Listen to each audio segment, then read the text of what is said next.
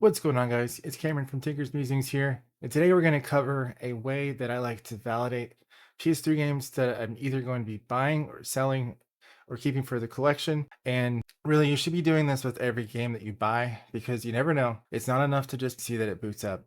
There could be a point in the game that you can't progress beyond.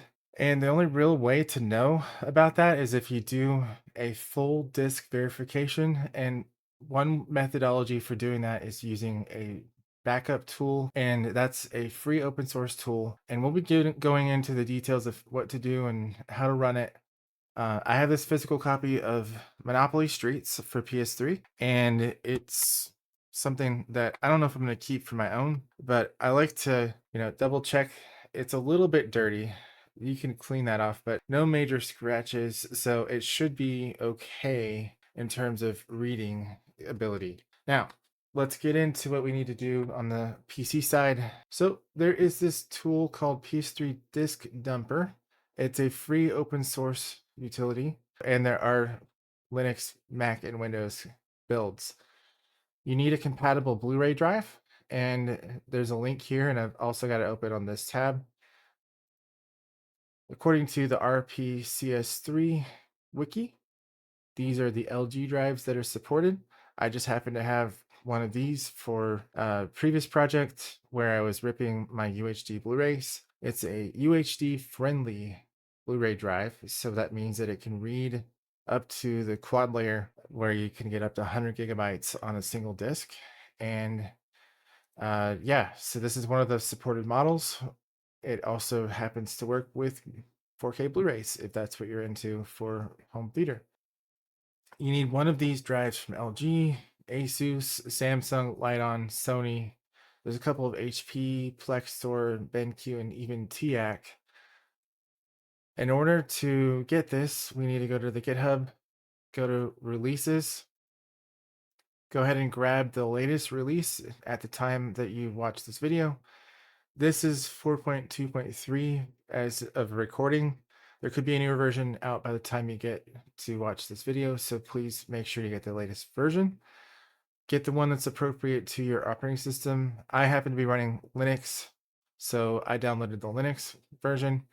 For Linux, you need to make the executable, well, you have to give the executable flag, and that will allow it to run. There's a protection within Linux operating systems not to just run anything you download from the internet.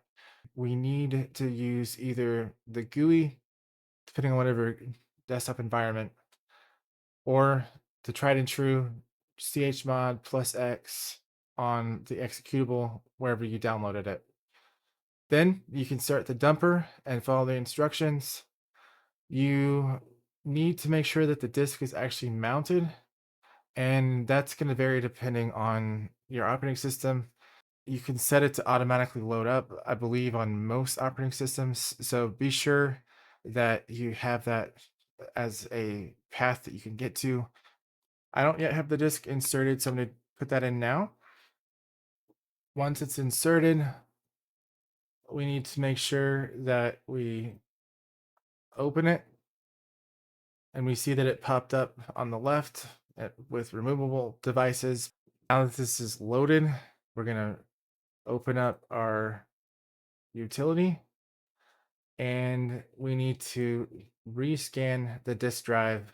It looks up the keys from redump, and if there's one available, which there should be. This is a really small game, so I imagine it will be less than like a minute or two to actually dump. So let's go ahead and hit start.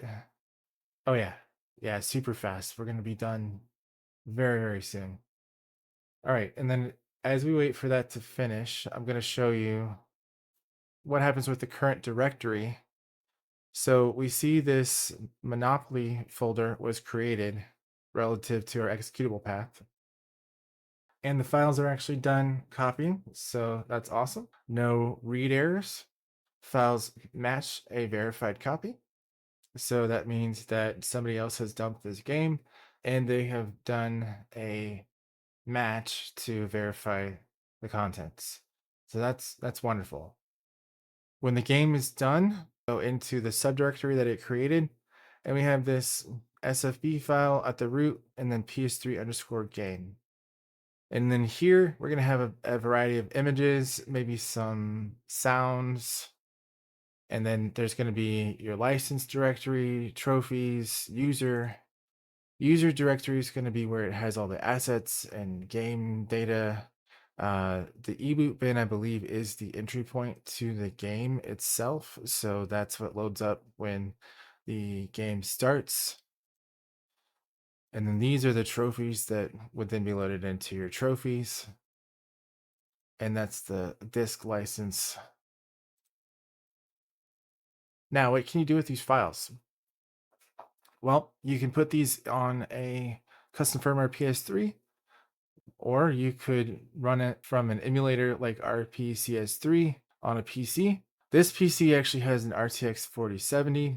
I would like to see about emulation performance with RPCS3, especially in Linux, because Linux is not as well known for its gaming performance, but as of recent years, with all of the developments with Valve and Proton and all the Vulkan and DirectX translation layers that have come about, and then native Linux ports of some of these emulators, we've actually seen some great strides in what you can do with emulation and just general PC gaming. So exciting things if you don't have a physical PS3, but you have some games that you want to play, or you're just verifying games for your own personal library and you like to play them from disk. This is a great way to make sure that you have no errors on your games. And in a future video, I'm going to be covering how to do this from the PS3 if you don't have a compatible Blu-ray drive. PS3, you do need a custom firmware PS3 or homebrew-enabled PS3. So we'll go over that shortly. Well, guys, that'll do it for today's video. Thank you so much for watching. I hope you enjoyed. Please leave a like and subscribe, and we'll see you next time. Thanks.